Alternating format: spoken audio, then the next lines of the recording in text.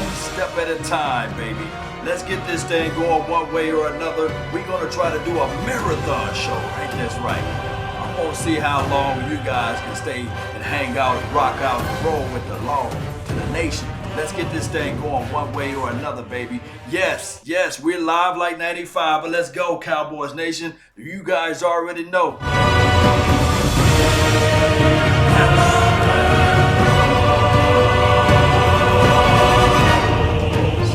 It's all about that crunk. Now, if you're not crunk, I don't know who you are.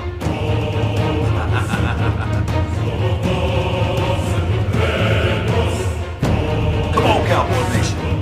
Rise up to the occasion. Yes.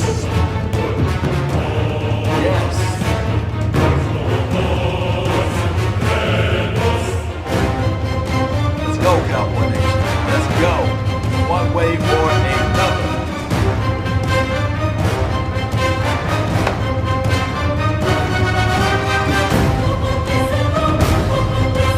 We're here live.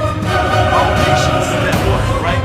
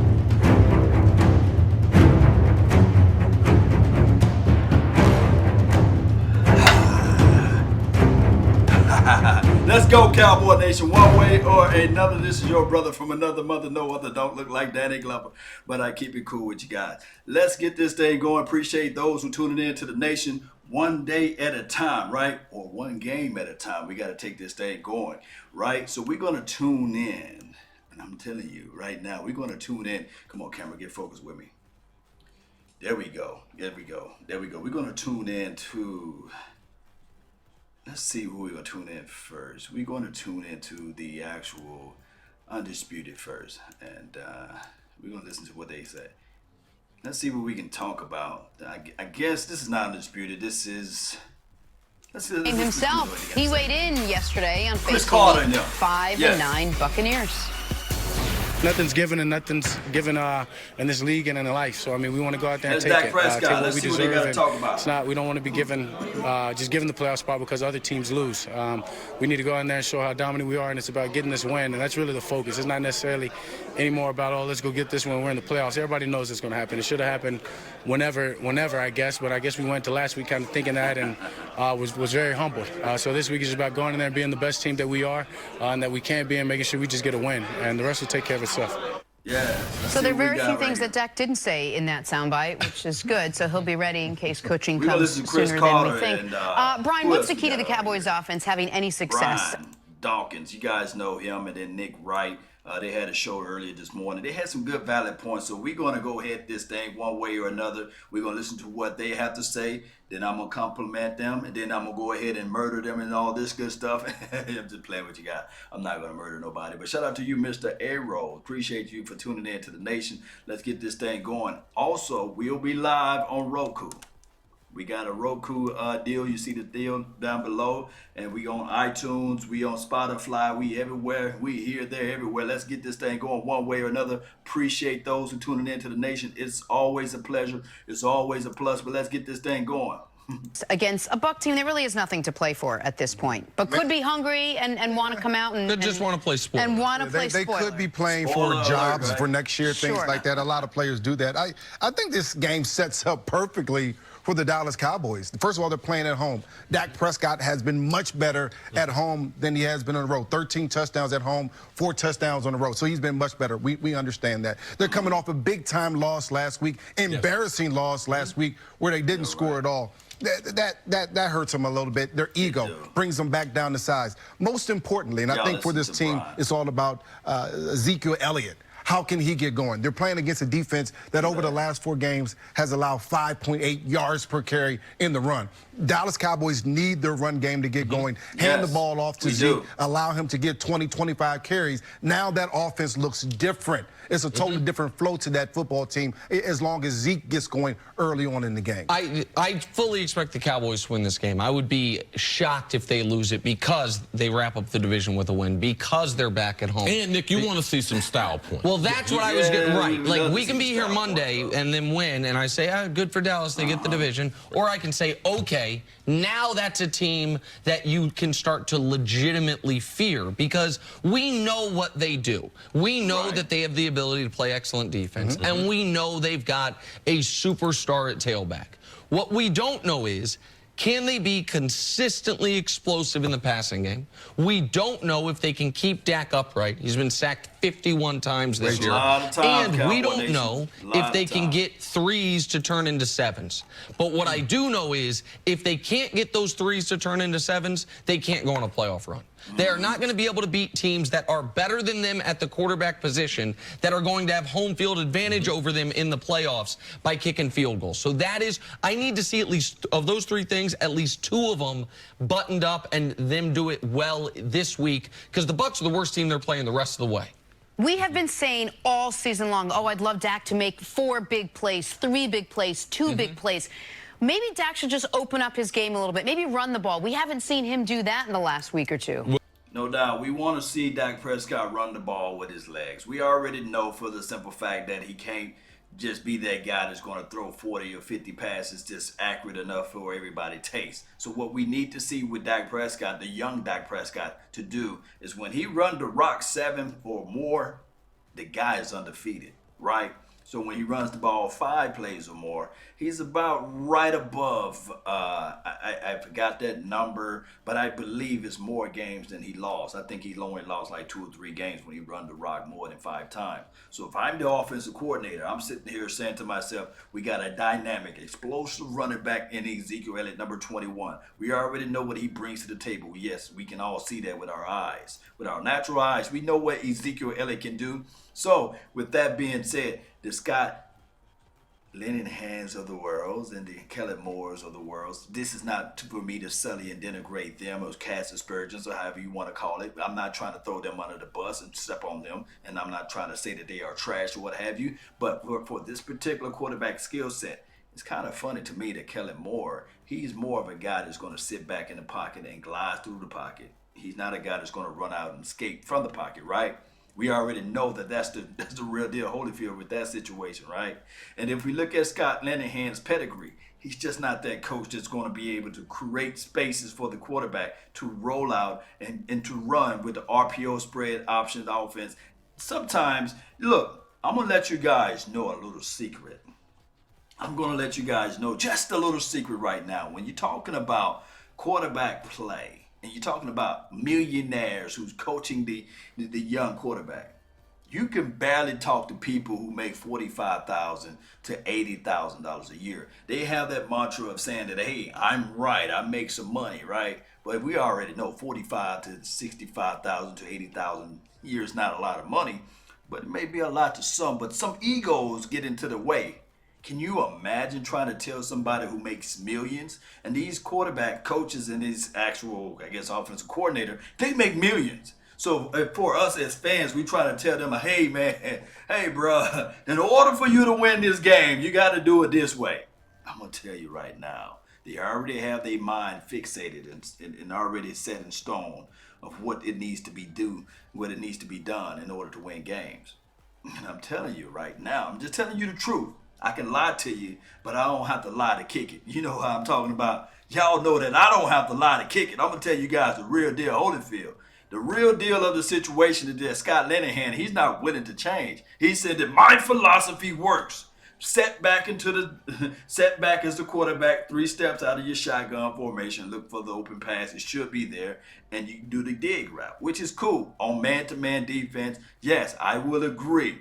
Dig, button hooks, man-to-man. The guy shouldn't be able to jump on the route because it's man-to-man defense, right? So that should win. Pop. Oh, one could argue what? Let me give you a number. Maybe 75 to 85% of the times that should work, give or take. But it is what it is.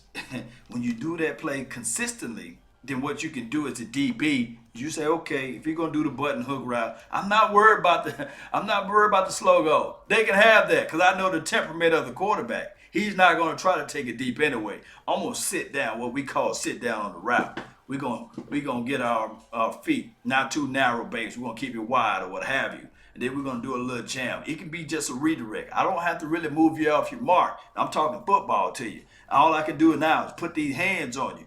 And if not, when that ball hit on that 10-yard marker, then I can just be a little more aggressive. The officials would not call that. You want to know why? Because as a man-to-man defense, they're going to say, hey, it's incidental contact. Meaning that if we were both fighting for the ball, all I got to do as the DB is look back for the ball. I could be aggressive with you for the whole entire trip. And then on top of that, as long as I'm telling the official that I'm looking back for the ball, I have the right for that spot for the ball. So that's why we're not getting that much PI. When I look at the tape and film, that's why we're not getting that much PI. Because I can be aggressive as I can with Amari Cooper. Yes, he's faster than me. Yes, he's bigger. Yes, he's stronger. But guess what? I know where he's going to be at on that route when he lines up as far as his tendencies. When he lines up on the outside, I know where he's going to stop his route. So all I got to do is play him aggressive for the first 5 yards, get off and release off my little stance a little bit, and at the top of the route, I know the ball is curling. That's what the coach did. They knew exactly what he's going to do. Now, as a quarterback, talking about my quarterback, that's my quarterback. As a quarterback, he have to be able to see those things and make adjustments on the fly and say, okay, they right now got man-to-man press, man cover. They got a single high safety. I know for sure he's lined up on the opposite side of the hash. I know for sure I can eat his lunch on the fade. I know for sure I can hit him on the back shoulder right now.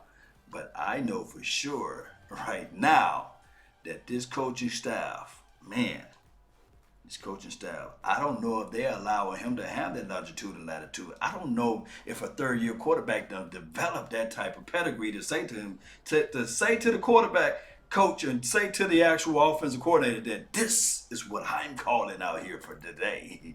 I don't think that he got those type of rationales out there. Let me know if I'm wrong. Shout out to you, we'll just do a quick shout out to those that's in the chat box. I really appreciate everybody that's part of the nation. You guys know how this thing go. I always have the dedication to support the nation. Even if it's me just trying to add a little sense of sensations with the educations. You guys know I got these things for you, right? Jamal Burton, appreciate you for tuning in to this thing on the Law Nation 2.0. He's first and in second place, and then Alamo is third place. Alamo Kid, he said, yo, Cowboys, rise up to the occasion. Savage time. What's up, fam?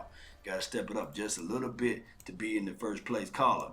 Shout out to you, though, anyway. You know how we got to get this thing going. Let me see who we have over here on my, let me see, where is that? I got to go pull this up. Thank y'all for tuning in to this thing. We're going to chop it up. We're going to top it up.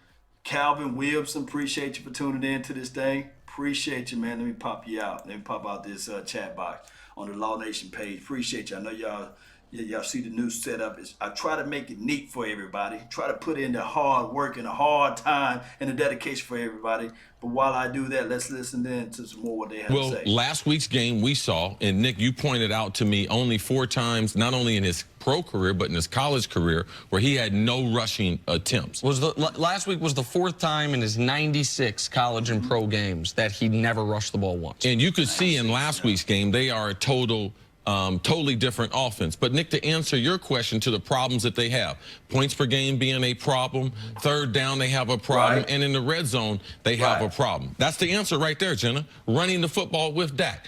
Forget all this mess I'm going to develop to be a pocket passer. Like, Russell Wilson is one of the few people that has the skill level that you can say, all right, we can drop him back. We are not worried about any throwing deficiency, reading coverages, man, zone, and or him running the ball. He does not have to be a mobile quarterback. It's just one of his assets that he has. Dak right now, he's a mobile quarterback that struggles throwing the football. So what are we going to do? Let's put 8 carries in there for him, especially in the red zone. That read option, forget about the passing part, because when you put it in there to Zeke, they know the game plan. They know that they've given up 5.8. So general solution, Dak running. Forget about trying to drop back and, oh, I'm a pocket passer, I'm a complete quarterback. At this stage of your career, it should be about winning games, playing to your strong suit, that offensive line, Ezekiel Elliott, and that young, fast, ferocious defense. Not only Did Chris Carter drop some dimes out there? Man, I feel like rewinding and just listening in to what Chris Carter had to say. Play to the young quarterback's strong suit. Yes, I do know that there's a segment. I ain't talking about everybody. I'm talking about some people. There's a segment of people that just can't stand Dak Prescott, which rightfully so. He's not the classic quarterback. Look, I can actually tell you guys, Jim Kelly is a better passer of the ball than Troy Aikman would ever be. But he don't have the hardware. He don't have the production as it relates to what really counts. Now, he's been to the Super Bowl more times than Troy Aikman, but he just don't have the hardware. So what I'm saying is, collectively, it's about team play. Of course, it's about coaching and things like that. But what it amounts to the most is, how can your quarterback coach and how can your actual offensive coordinator put things around you and make sure that when you roll it out to your left, because we can argue the fact that when the first 3 weeks, okay, yes, I can give the young Dakota Prescott the pass a little bit, just a little bit, because I can give him just that little bit. But when it's week 15, when it's week 14, when it's week 13, and he's rolling to his left, and he got space and opportunity. I'm going to say that again. He got space and opportunity. And that young quarterback do not set his feet, and he do not gather himself together to make that accurate throw. Now I'm saying to myself, now either the coaching is not there or the skill set is not there. So if I can break that down for you guys, if you guys are willing to listen, because we're gonna be here for a minute. It's a marathon show, right? We're gonna try to be here for a minute for those who like to be here. Those who got nothing else to do on a Friday night, if you're not clubbing, you're not partying it up. Because right now, I'll probably be back in the days when I was in my 20s. I'll be partying it up right now. I'll be in somebody's club on somebody's daughter. You know what I mean? But neither here nor there. Right now, Cowboy Nation, if they don't see the fact that he's not progressing, that he's not being able to develop when he's rolling to his left, then why in the hell would you have a chance to call a play to roll the young quarterback to his left? Because now the onus is on you, because you know that that's not his skill set. You already know how we bring that down, right? If it's not your skill set, if you struggle in math, which I was good in math and horrible in English, as you guys can tell with some of my vernacular. I was horrible in English, subject, place, what was a dangling modifier and all that stuff. That didn't make sense to me. But math, I was able to pick up numbers. So when I got to college, I said, you know what? Instead of being an English major, I did the percentages, and I said, okay, being a school teacher or educator will only make me this amount of money. But being an economics person, it will make me this amount of money. So that's what I went and did. I said, you know what? I calculated everything, and I said, you know what? I'm going to become an economics major. I'm going to become a business administration major. That was my BA. So I went and I studied and I said, this is my strong suit. I didn't try to be an English professional. I can't even say the word right now. You know what I mean? But that's the reality of things, right? So if you know for sure that Dak Prescott is not left-handed, and he can't pass well, or he can't pass accurate enough going to his left side, this is not me making excuses for him, but this is coaching talking to you, that you do not put that type of play in the playbook. You say, you know what? We chalk this up. He can't pass, damn it, to his left. We're going to roll him to the right, and we're going to make that same type of throw, and that would at least make the guy comfortable enough. And then also you can do the analytics on yourself, and you can say to yourself, if he run the rock more than 7 times, then we undefeated. Then I'm greedy. I want to win every game I can. I'm going to run the rock with the young Dak Prescott. Let me know if I got any sense out here. Let me know if I'm wrong. Let me know. You can put down below of what you guys feeling like. Because I know for sure I can go back. Shout out to you, Brandon. Shout out to you that's on the periscopes of the world. This is the thing that I know for sure. That if I can see Dak Prescott struggling, rolling to his left, me with the natural understanding of football, I won't call that play. I'm trying to win. And by dog it me, I'm going to try to win regardless of anything that I can find. And I'm going to win this game. I'm rolling to the right. Dak running allow that team to get going a little bit, especially in the red zone. That allows Dak to get going. Sometimes there's players that say, if I get hit in the mouth once, now I'm ready to play some football. Now I'm ready to go out there and compete. He didn't run last week, and that offense looked bland. That offense looked like it couldn't convert. They couldn't stay on the field long enough. They stopped the run, the Colts did, and they did a great job against Zeke. Now Dak has to step up. He has to be able to hit some targets. The one thing as you watch Dak throw the football, he's not reading coverages very well. He's not understanding what defenses are trying to do to him. They start one side, they roll the other way. Throw to the receiver that's one-on-one. It's pretty simple. It's just one of those things that he hasn't developed as a quarterback yet. Well, and I know you're talking about design runs or read options where he has the option to run. I'm going to take the read out of his.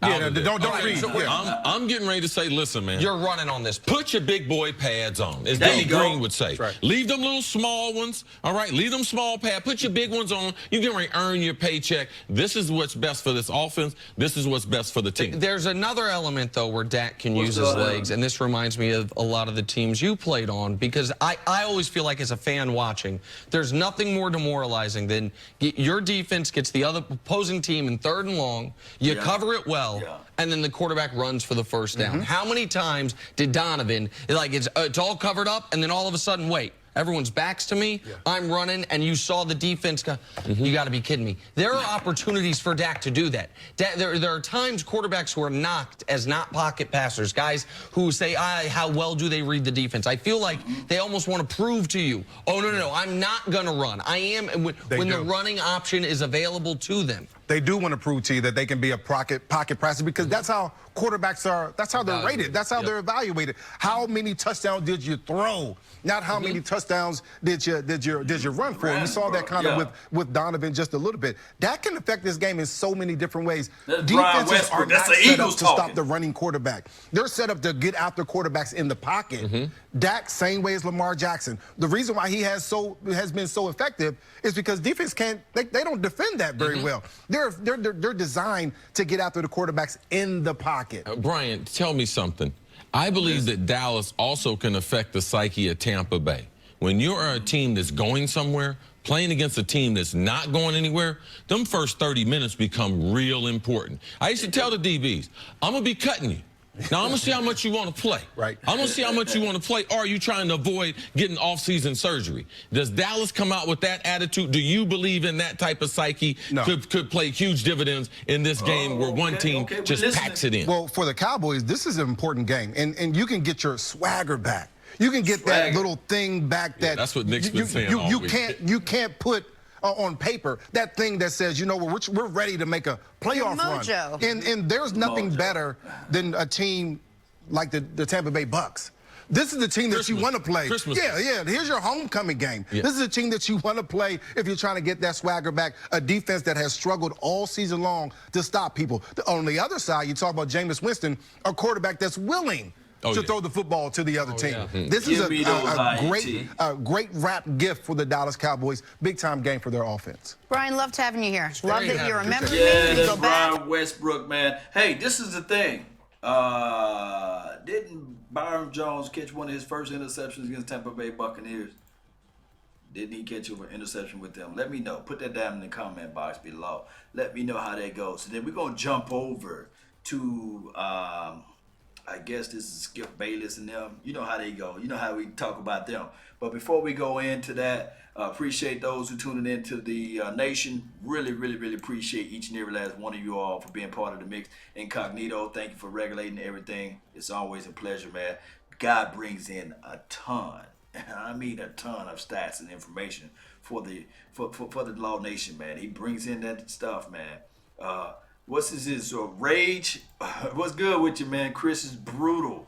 Yes, he is, man. He is. Calvin Williamson, man. Yes, appreciate it. He said, I'm 100% on that assessment, Law. Yeah, appreciate it, man. I appreciate it. Brandon, what's up? B over here. What's the word? Yeah, I see you over there on the Periscope, man. Thank you for tuning in to the nation. Don't forget to let people know where they can get the facts at. End zone Hail Mary. Yeah.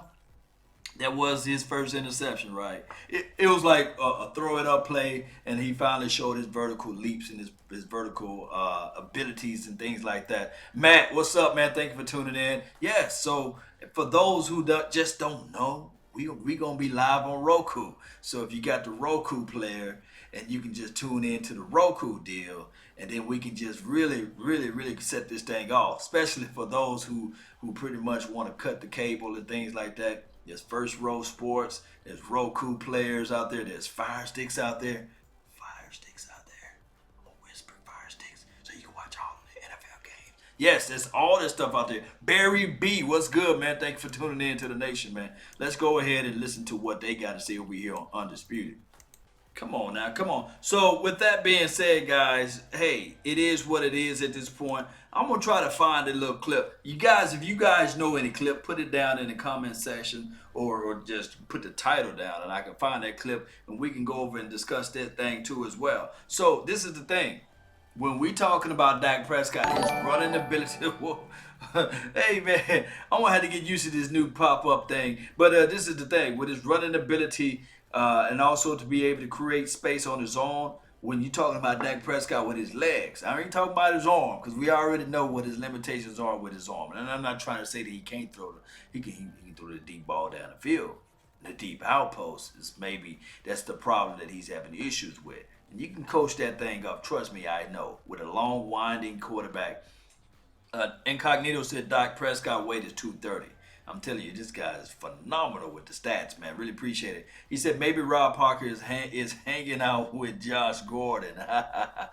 Shout out to Josh Gordon, though. I ain't going to throw salt at Josh Gordon. I really think that right now that Josh Gordon is in the best place that he need to be. And that's away from the NFL. And that's where he can self-medicate and self-do his thing. I think that the NFL is dated in a sense. They need to figure out a way to change up those rules and stop trying to be so PC and make this thing happen. There are states out there in this United States of America that's allowing this particular usage of a plant to be used. Because I can only imagine if somebody say, look, Law, you can't have collard greens, man. You know, you can't have your cabbage. And that's something that's grown out of the ground. So to me personally, whatever his elements are, I'm not saying that's one of the causes or the reason why he's not playing in the NFL. Everybody's born from different cloths of the world, and everybody didn't grow up in the same household. So we all have our demons, you know. I love Hennessy. Can you imagine if my job said, hey, Law, you can't have hen dog? Damn, there's going to be a hard decision for me to make. But I'm gonna stop drinking that hand, though. Appreciate you, though. Witcher, thank you for tuning in to the nation. Yes, this is Law Nations Network. Appreciate you guys tuning in. Don't forget, I won't be on Roku as well. So we everywhere. David Alexander said Rob Parker, too. Yes, indeed. Law, top 2 Cowboys broadcasting. Appreciate you, man. Appreciate you. All right, so we're going to find another something that we can pull up and see what the masses were talking about. Andrew Castillo, man, you've been with me for a long time, man. Appreciate you for coming in to the show and bringing your insights and your thoughts. Man, during the draft time, Castillo was everywhere, man. He was like, hey, look up this player, look up that player. And I was looking them up and doing my film sessions on those guys like, hey, thank you for tuning in to the Law Nation Film Session as we take a deeper look at Cedric Wilson. First and foremost, he's 6 foot, blah, blah, blah. You know, I was really getting into that stuff. play calling is trash. This is from James. Hey, I agree. I really do agree. Play calling sometimes. Whoa, man, who we got over here? David, what's up, man? Appreciate you, man. Thank you for making the donation. Oh no, gotta have the hen. Yes, I do. I gotta have the hen. I'm out of it now. I gotta go get some. So with that donation to help grow the nation, I will be able to get the libations that I need, right? To help the nation, right? So, all right. So, what are the topics that they were talking about today? I'm looking for some out there that people was talking about. Oh, I know that I need to pull up right now. I need to listen. I'm talking about listen to what Stephen A. Smith had to say. Let's see what Stephen A. Smith had to say about what was it? Darren Woodson. What was Darren Woodson? Let me type this in. Bear with me, guys. Bear with me. Matter of fact, while I'm doing that, I want you guys to get out your feet. Let's do this thing. Let's do this way. Yeah! Marathon, baby. While I look up this thing, you guys already know. Yeah, I skip the hell out of some. Yeah, let's go, Cowboy Nation. One way or another. Let me see what Darren Woodson had to say.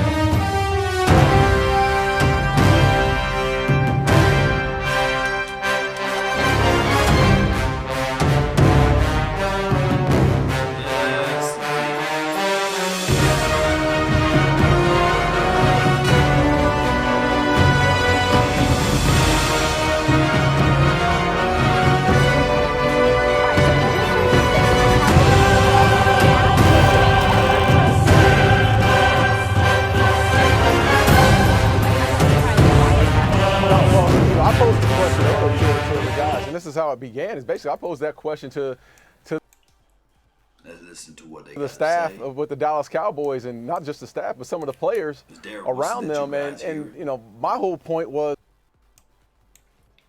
Before I began to pull up this little excerpt about Darren Woodson, my thing is he deserved a gold jacket. Brian Dawkins was able to get into the Hall of Fame. I think that Darren Woodson should be able to get into the Hall of Fame. Now, when you look at Brian Dawkins' stat charts or what have you, you can see with your natural eyes that Brian Dawkins, his ability, man, boy, David Alexander the Great, really appreciate you for tuning in to the nation, man. Really thank you for your adulations and your dedication for this thing to help grow this platform. Man, right now, around this time next year, I should be able to, with all your donation, I should be able to do my broadcast right at ESPN front door and be like, look, ESPN, Laudation is talking now. Bring out Stephen A. Smith with all his forehead power, and I'll be able to shut him up and shut him down because he's not ready to hear the facts. But whatever it may be, you guys know.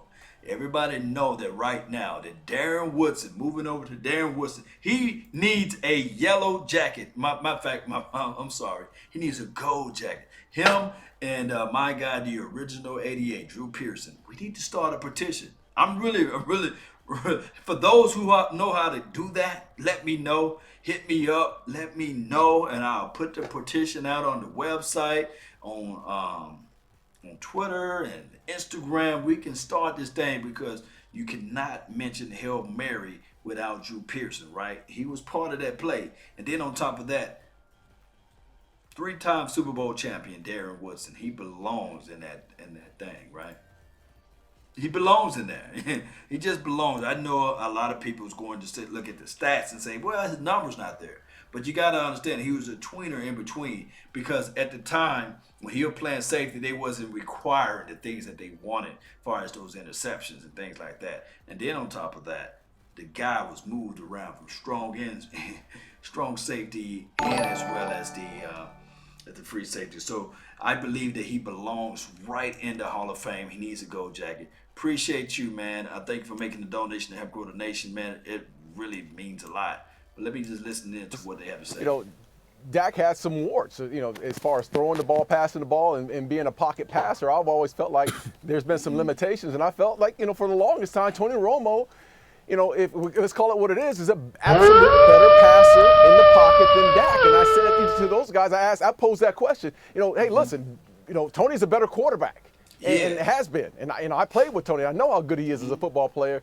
And these same people that I've been talking to within this organization said, yes, Tony probably was the better quarterback at the position. But there is something about the intangibles that Dak Prescott has. There's something about the leadership. There's something about the it factor that he has as compared to Tony. And it's totally different. And it's something that we truly believe in. And these are questions I've asked not only to Look, guys, I've been yelling intangibles enough for a lot of people to say, hey, Law, can you stop saying intangibles? Dak Prescott is still trash. He can't hit water if he fell off a boat. He's just not that guy. Can you just give it up? And I'm sitting here saying to myself, when we look at the body work of Tony Romo, and I said this on my Instagram, Tony Romo first starting out, he was on the bench for 3 years. He had the chance and the ability to learn and to be the understudy under, I guess you can say, Bill Parcells. You could say Sean Payton. Sean Payton is not no slop out there. And then on top of that, he had Drew Bledsoe, who was able to elevate his game in certain factors. Of course, Drew Bledsoe didn't want to share any snaps with him. Of course. That Drew Bledsoe of all people, right? He was an accurate quarterback, passer of the ball, just had a natural touch or what have you, but was washed up a little bit, and Dallas Cowboys was reaching. We needed a quarterback. We was like, look, any grace of a quarterback that could replace the guys that we had in our lineup would be a plus. And we won a few games with Drew Bledsoe, but he was just a statue out there. He couldn't roll out. He couldn't move or nothing. He was a statue in his pocket, right? But Tony Romo, as Darren Woodson would say, he was a better passer of the ball. But this is the thing that I have to bring home to a lot of people, and I know this is going to rub a lot of people the wrong way, but I cannot give you guys the real deal Holyfield by being fake and phony with you guys. Tony Romo was a cornball. I'm just going to have to say that. I can say that because no ESPN going to fire me because I don't work for ESPN. Tony Romo was a cornball for his first 2 years or 3 years or what have you. He was a jokester. He didn't have the mindset that he have as of today, right? He was the guy that played around with a lot of things. But Tony Romo was a better thrower of the ball than anything. One can argue the fact that when Tony Romo was out there on the field and he can throw the ball, yes, but nobody listened to him. Nobody. Because he wasn't the guy that we see as of today. Just wasn't that guy. He wasn't a workout warrior. He wasn't the guy that say, okay, I can do 100 push-ups. I can out-push up you, or I can out-bench press you. No, he was not that guy, and he would never be that guy. He was not the guy to say, hey, I'm going to go on a kale diet. I'm going to make sure that I got the ripped up abs and things like that. It took a minute for Tony Romo to become a leader. If you guys can go back, trust me, if you guys can go back to 2005, 2006, I know he didn't start in 2006, 2007, 2008. They was always questioning, who is the leader of the Dallas Cowboys? Who is the leader? And Tony Romo could never be the leader because if they had the other guys who had better, different type of personalities.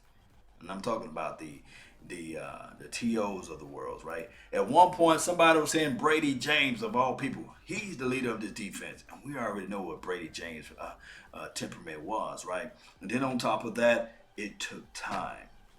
And not until 2010 that Romo became the quote-unquote the leader of the locker room. And that's just the bottom line. He was the leader of the locker room in 2010 because they had to usher out the old people and usher in the new people, meaning that he became the leader of the Dak Prescott. What Dak Prescott is doing, he became the leader of the Dez Bryants of the world. He became the leader of the DeMarco Murrays of the world. He became more vocal and telling the offensive line, no, you snap the ball better at this point. That's when he became the leader of this particular team. Guys, remember, go back and watch some film and tape. You can see that he was never the leader at those times. And there's nothing wrong with that. But what Romo did was he worked on his craft every day. If you go back and look at his documentary, he said that, hey, I used to come home from a long day of practice, and I used to take that football and throw it in between the couch, trying to work on my craft. I used to reach out to Tom Brady. I used to reach out to Aaron Rodgers of the world. And I used to say, hey, how can I become better in my craft? And then what we got with Dak Prescott, And we always say this in the brotherhood right here. We say, hey, brother, you got to fake it till you make it. Now, Dak Prescott, he's very charismatic. Not saying that Tony Romo is not, because he's charismatic too. But Dak Prescott is charismatic in a sense where he got the education of saying, okay, in college, I'm going to take the leadership development classes. I wielded my team from Mississippi State. Me being from Mississippi, trust me, I know firsthand that Mississippi State was trash, right? But it just so happened that the team that Dak Prescott was on, you got Fletcher Cox. Yeah, Fletcher Cox of the world. You got Darius Slay out there. You got Preston Smith out there. I'm just messing up everybody's name. You got Preston Smith out there. You got Dak Prescott. You got this team, this young team. They're saying, who are these guys that's elevating everybody that's out here? This young quarterback that's out here. Who is this guy? Although they graduated and moved on. But what you had here is a guy that had the intangibles. Yes, he can't throw the ball like Dak Prescott. Dak Prescott can't throw the ball like Tony Romo. No, Dak Prescott can't throw the ball like Brett Favre. He would never be. But his skill set, his leadership was just up to par. It's just what it is. But Tony Romo, we had all the questionings. Like, the guy was so gifted in basketball. He was gifted in golf. He had all these things going on, and then he was a likable, lovable guy. The Jessica Simpsons of the world and Carrie Underwoods, or whoever it may be. They said, oh, I love Tony. I want to date Tony. Will you marry me, Tony? So he had all that going on. So that's why the team, collectively, the people, they're seeing with their eyes and said that, okay, this Dak Prescott kid, he's focused. He's not out there trying to chase the Jessica Simpsons of the world. He's not out there trying to address the Carrie Underwoods of the world. He's out there already telling, hey, Dez Bryant, you got to cut up your route. This is his rookie year. You got to cut your route off and turn up the field just a little bit quicker. We saw those little small intangibles. So that's what the people are saying this upstairs. But it is what it is. But let's listen to more what Darren Woodson have to say. And guys, don't give me hate mail. Let me know if I'm wrong. You can put that down in the comment section. But remember this one thing. Those convinced against their will is of the same opinion still. So just because we have different thoughts and different, mechanics going on in our mind doesn't mean that you have to hate me. You just say, hey, to yourself, hey, I just disagree, Law. You know what? You're wrong on this matter. Tony Romo always been a leader. It's just that he just didn't have the vocal part and then, all that stuff, But this Dak Prescott, he becoming a workout warrior, getting awards and stuff like that during the offseason. And what they're saying is they're looking at that side of the spectrum. But let's listen in to more what Darren Woodson have to say. Thank you for tuning in again, David Alexander, for making the donation. He said, Rookie Romo has 3 years to learn, and rookie Dak was thrown into the fire, basically. And yes, it is what it is. There's nothing to compare against, It is what it is at that point. And that's the most profound statement I can say. Yes, thank you for that. You guys know how this thing goes. Y'all put that wolf out there. I got to make sure we got them guys out there barking. Some of the players within that organization, but I'm talking about the staff. And when you really want to know about a guy, you ask the training staff, you ask the equipment guys, you ask the people within that organization, the ownership about you ask them those questions, they'll tell you the same thing over and over again. Yeah, Dak Prescott has these warts, but there's something about this kid that we truly believe in. He is a leader of men, and we will get to the promised land with him. And again, hey, I was on the opposite side. I was truly on the opposite side of Romo was the better quarterback, and this is the feedback that I've got. Well, Max and Darren, and work with me on this because I want to tell y'all a little story. That's Stephen A. Smith. Last year, night before the AFC Championship game, right? Robert Kraft, the owner for the New England Patriots, invited me to their AFC Championship party. Okay. Wasn't any of the players there, anything like that, just him and, a bunch of folks that were there. Tony Romo was there with the great Jim Nantz and others. And talking with Tony Romo for the first time in my life, I mean, I got to tell you, his personality was electric, fun-loving, really nice guy, the whole bit. That's the deal. I throw that story out because I think it's important to recognize, Darren, what you just said. People are looking at Tony Romo as, this guy that's a nice guy, whatever, and with Dak, you see a leader of men. I can believe that. But here's where I think it's important to point out. Dak Stephen gives you A. the impression that he's there, he's about his business, and the team itself, he prides himself on being that leader assigned to galvanize the troops and maximize whatever potential exists out there for us to go out and grab whatever we're after. No doubt, no doubt. Tony Romo is a guy that comes across as a very nice guy, but obviously has his select clique that he vibes with, and that's about it. I could see how somebody could jump to that conclusion. Having said all of that, Okay, that is the conclusion. only excuse that anybody can have to me to tell me that Dak, we believe in Dak more than we believe in Romo. Because as much as I like Dak, and as much as I want Dak to get paid, and as much as I want him to be successful, even though I don't wish successful for them nauseating Cowboy fans, the bottom line Let me is stop the forehead power. Look. He said comes across. We understand that Romo click-based. I'm from a small town, and Romo from a small town. And we can all agree. When you're from a small town, naturally, you try to find a group of people that you can lean on and trust. And you got a lot of trust when you're from a small town. Give you an example. I had an uncle who ran a small shop, right? A lot of times you can, in a small town, you can go into that little shop and say, hey, I want to buy these annihilators. I'm just going to just use that as an example. I don't have any money. I don't have no cash, but I get paid Friday. What the small town people do? Say, no worry, write your name on a sheet of paper. I know when you get paid, just hit me up then. You see what I'm saying? But when you from a big town, when you from a big city, not saying that Dak Prescott is from a big city. I think he's from Louisiana. He's from a small town too. But he grew up in a different type of environment that Tony Romo did. But I'm just using this as an analogy. Sometimes when you're from a small town, you begin to try to find people that you can trust. Now, Tony Romo, he trusted. He put all his trust in and I got to say that Jason Witten. He put all his trust in Jason Witten, basically.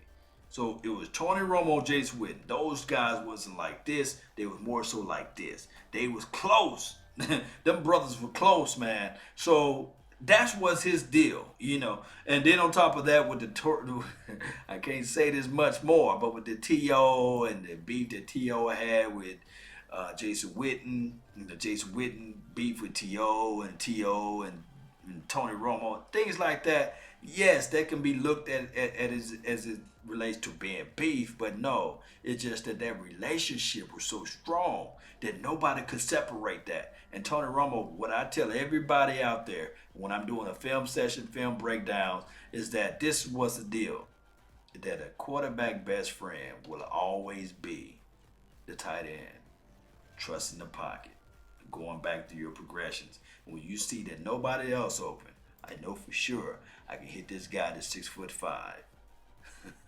As a young quarterback, you got to have that. Can I mention Brent Jones for Steve Young? Can I mention Jay Novacek for Troy Aikman? Although Jay Novacek was traded to the Cowboys, he came from the Arizona Cardinals at that time, but whatever St. Louis Cardinals, whatever the team was, Troy Aikman to Jay Novacek was fantastic.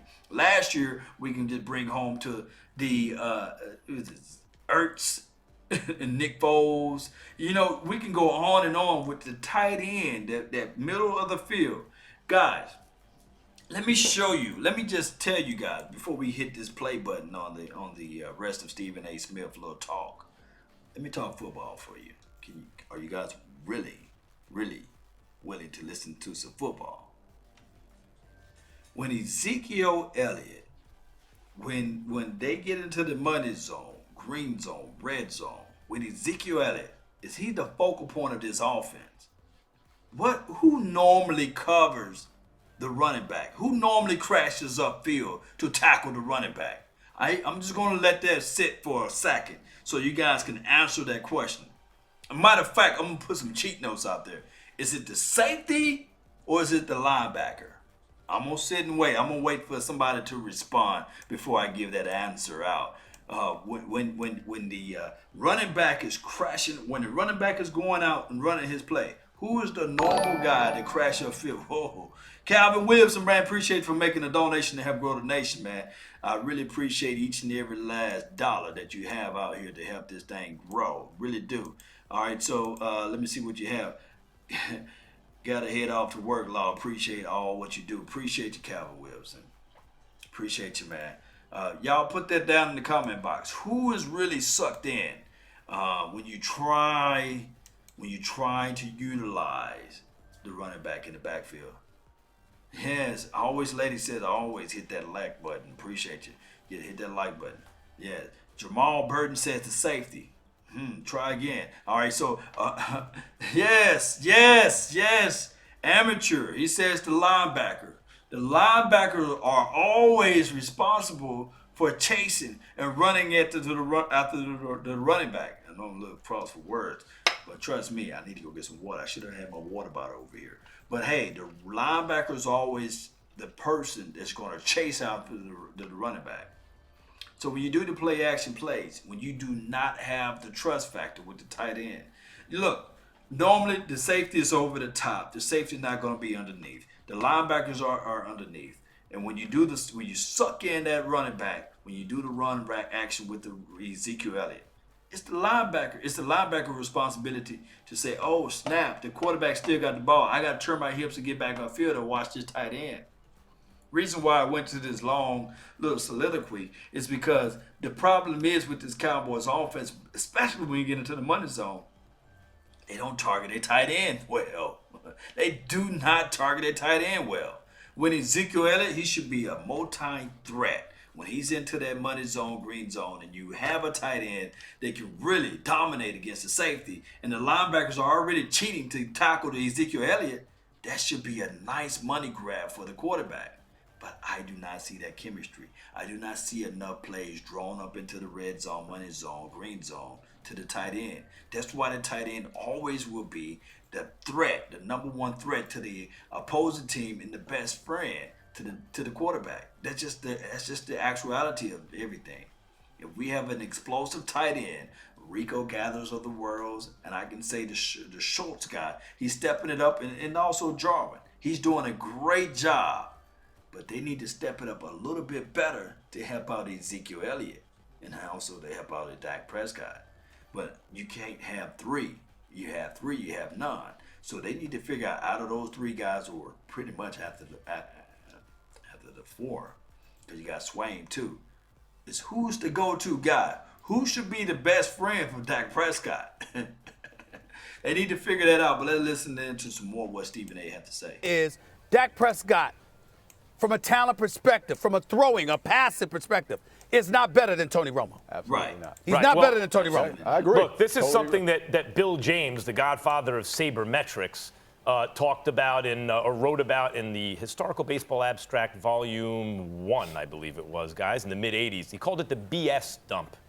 You know, wherever we want to kind of put our subjective feelings about someone, when we want to ignore what, you know, the numbers say, for example, we just claim, we assert it, and someone gives us this feeling, and we give someone credit for it. So you have to be careful, I think, Darren, with this kind of stuff generally. However, sometimes that stuff applies. And Stephen A., I got to say, the players that Darren talked to, I get it. I get the same feeling from Dak. And while we're playing armchair psychologist here, let me just say, I think the difference is, this is just, maybe it's my BS dump as a media guy with some distance from this. Tony Romo always looked to me like a guy, and he's a great broadcaster, like a guy with an ego that was big enough to play quarterback, but the story was about him. If that meant the game-winning touchdown drive or pass, that's all right. If that meant not holding the snap, so he has to try to run it in, and they wind up losing the game, I'm not saying it's a conscious thing. I mean, this is his personality. That's the way it was going to be. Dak strikes me as the kind of guy who, with the fate of the universe on the line, will get it done. Every other moment up to then, you'd rather have Tony Romo. But with the fate of the universe on the line, Dak's got that thing about him. And to me, it appeared obvious from before his first official game, still in the preseason of his rookie year. I'm willing to acknowledge that may all just be my own kind of gut nonsense. But I understand, Darren, when you made that comment, I understood what you meant and what the people you talked to meant. Yeah, hey, listen, and that's good stuff. I was there when Tony Romo came into the league his first year, and we had three quarterbacks on the roster. Tony Romo comes in, gets drafted. and he walks in the locker room the first day, he's the best quarterback on the field. Listen. Period.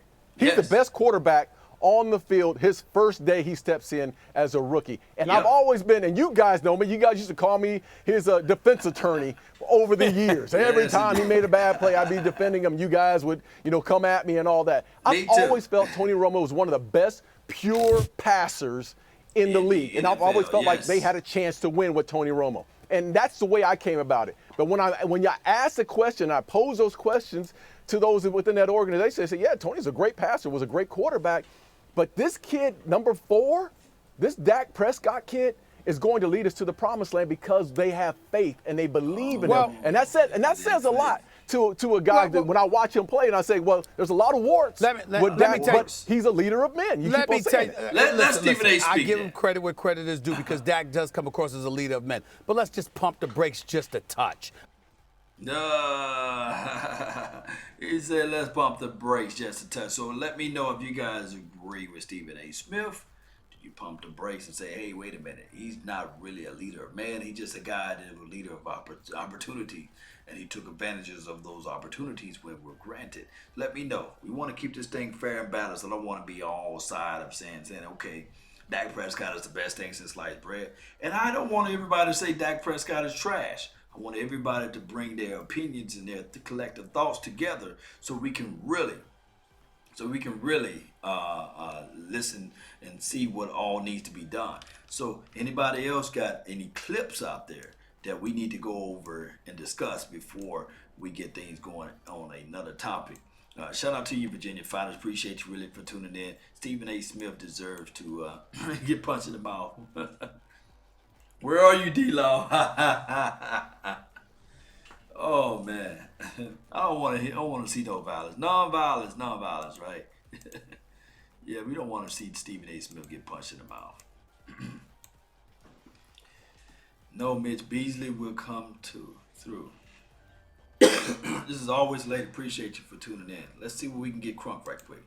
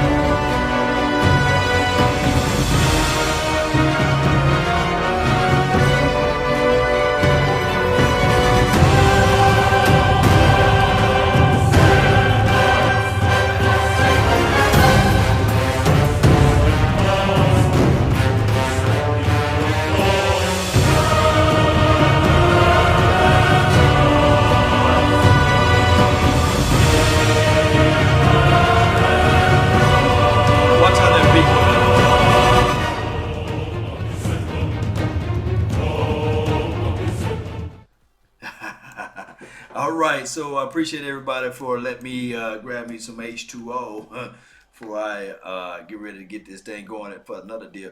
Hey, Mike Nonsense, what's up? Shout out to you. Thanks for tuning in to the thing. Deion Sanders got the strong arms right here. Yes, that's what I'm talking about. Don't sleep on Beasley. That's what always the lady says.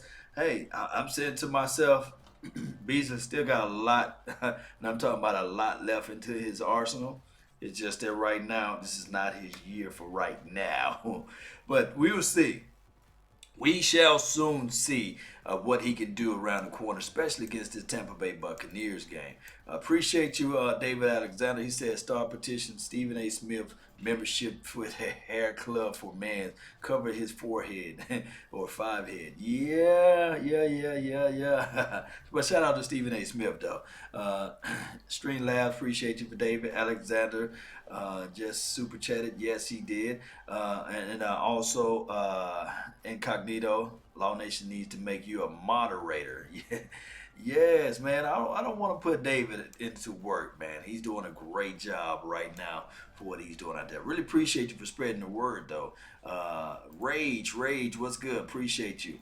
All right, so what we need to do now is I'm going to switch over to 105.3 The Fan.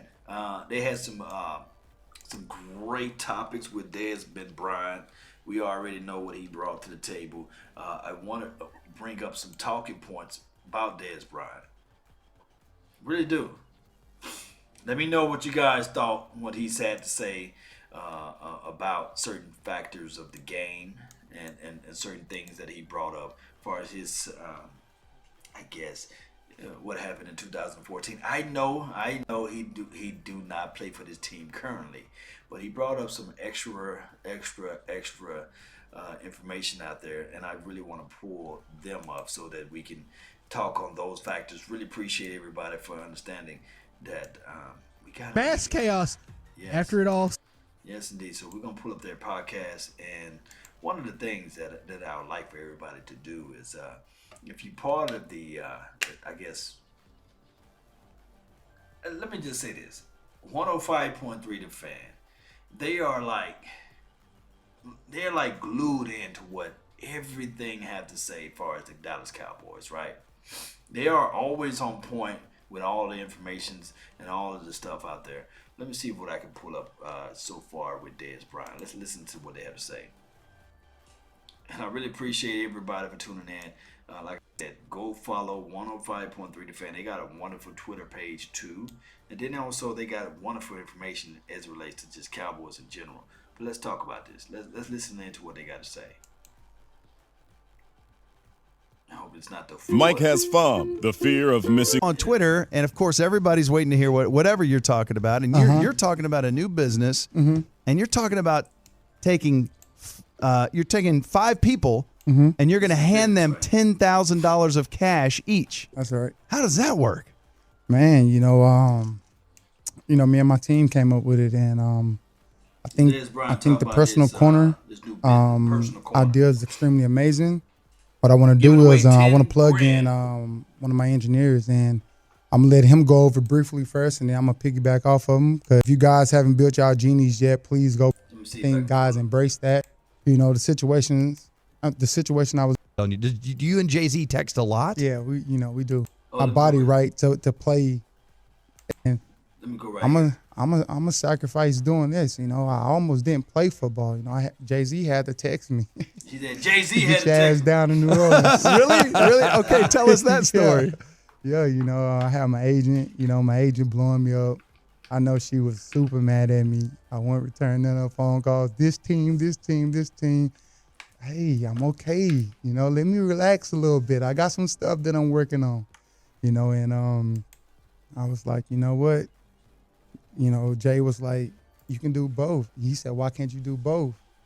I'm like, yeah, I can do both. But, I really wanted to take time because I didn't like how it happened. I felt like I needed that full year to get my body right to play at the level that I wanted to play at, and I felt like I didn't have that, the proper time that I needed, and It is what it is. I'm excited about it right now. We're I'll tell gonna, you that. We're in a second. We're going to take a break so we can get the engineer on the phone. But I'm very interested in this. This is really exciting to me because, as everyone's on the outside speculating, well, what's Dez going to do next and all this stuff. Is Ben and I have been in this business a while, so we've seen players that have either retired or whatever, and they get involved in these businesses. Like if you see what Kobe's involved in now, it's like more important to him than his playing days, right? Because he's a passionate person. And so we bumped into a mutual friend of all of ours in LA during training camp. And we were like, where's Dez going to play? When's he going to play? And the first thing out of his mouth is, man, Dez has got this thing going on that he's so excited about. And now that we're seeing, and I'm really more excited about it than I could have been, seeing you're passionate about it. But what was that? I know you're thinking about this, and everyone's trying to get you to play. But what is that first thought when you look down at your phone and it's Jay-Z telling you? Do you and Jay-Z text a lot? Yeah, we do. Okay. We text quite often. So it's not like uncommon for to look down and Jay-Z's going, "Hey, Dez, you need to go do this." Nah, not at all. Have you ever given Jay-Z any advice? No, I haven't. We have normal conversations. Yeah. About normal things. Right. Yeah. God, that's so great. Just look down and Jay-Z's like, why don't you do both? You're like, all right, I'm going to New Orleans. That's great. Well, the first time he told me that was the concert at the AT&T Stadium. Oh, yeah. I was like, I kind of brushed it off a little bit, then answered it. I was like, I'm not playing football right now. We can stop talking, Right. That was kind of my attitude. And, I was like, you know what? I still got a lot of game left, so it's not that I don't care about football.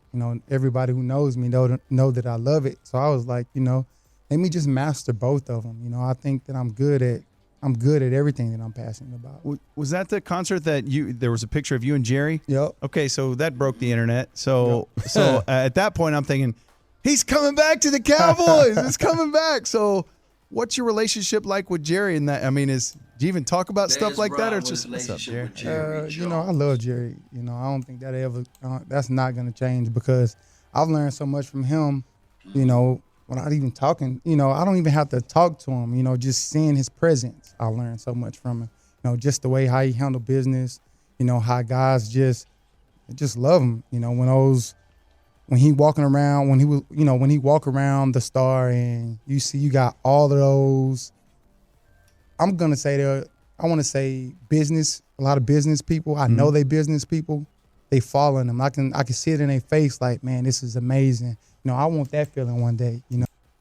Jerry Jones always been that type of guy that's able to make people love him, regardless of the situation. When Deion Sanders had to lead the Dallas Cowboys, he always had their home ready for Jerry Jones always had a home ready for him.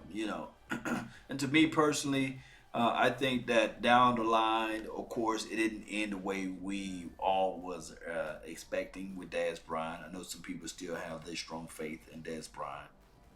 Some people joined the Saints fans when Dez Bryant went over to the Saints and said, well, I just like Dez Bryant, the player, and I just always been a team silver and blue guy. So I've never been a players guy, right?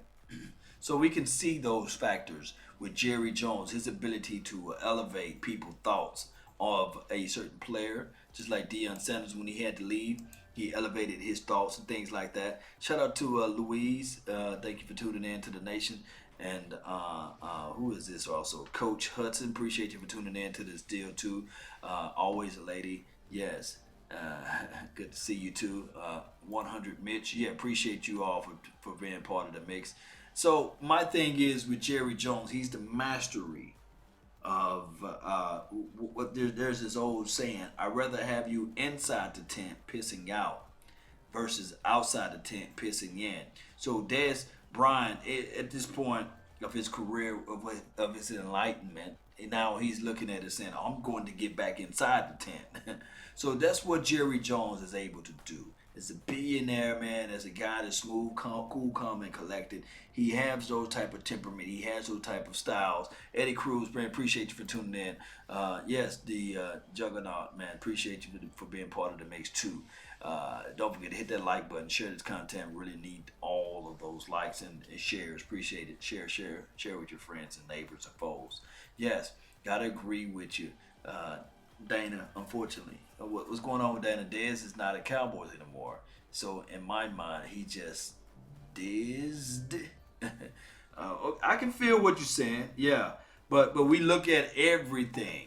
We look at, and I don't have the certain clip of what he was talking about with Scott Linehan. Maybe I can find it towards later. Like the first time I ever really witnessed anything better is when I went off to college. We got more to go. I think that shit cool. I'm sorry. That's all right. We got it. You know, we'll dump it. We got a last line of defense back there. Thank you, Shippy. You know, I think that's cool. You know, and you know, just watching from the outside in, I have no problem with that. You know, I believe in myself. I always believe. See if I can find that little clip for you guys. It happens. You know, do it still bother me today? I think about it, but I'm not Cowboy. Right. They don't like us. From the one I was expecting it. And they've changed the rule to where it's officially a catch now if it happens, but you're at the line of scrimmage. Romo once walked us through everything that's going through his mind on that play. It was 4th and 2, right? And can you walk us through everything you're thinking from the minute you get to the line and what you thought was going to happen on the play and then what happened? From the time I stepped on Lambeau Field, I was in attack mode. I didn't care if it was 4th and 2 with 1 second left on the clock. I didn't have no jittery bugs in me. I was there to do one thing, and that was my attitude. Like, when the 4th and 2 play was called and I seen I was lined up one-on-one, I was expecting it. But that was the route? Like, is that the number one read on the play to go to you deep? Well, hey, I don't know. But you know your quarterback. I know my quarterback. Yeah. So I was expecting it, you know, and I was excited. I was like, man, we moving on. Yeah. that was the attitude. And then I'm like, man, what just happened? You know, because I always had my little feels like, man, refs, they don't like the Cowboys. They don't like us for some strange reason. Just calling all types of penalties on us for, you know, stuff that don't make sense, you know, is my attitude, you know, but, you know, it happens. You know, do it still bother me today? I think about it, but I'm not, man, I didn't go to the Pro Bowl that year. I said, no, I ain't going. I don't want to go. Yeah. I remember the way you're feeling immediately after it, and that's why I was wondering is how often do you still think about that? I let it go. You know, I'm actually making shirts about it. Which, if you go to Personal Corner, maybe you can have some of that fun moving forward. That hurt us a lot. It hurt the fan base, but we know you caught it. It was an amazing catch, and it was almost like you got penalized for being too athletic. Like if you had just caught it and fallen down, it's a catch, but you caught it and tried to reach out and extend. And it's like you got punished for that. And I just want you to hear this, just to know we had your back. This is us the next day on the radio. You got to shoot. After Dean Blandino!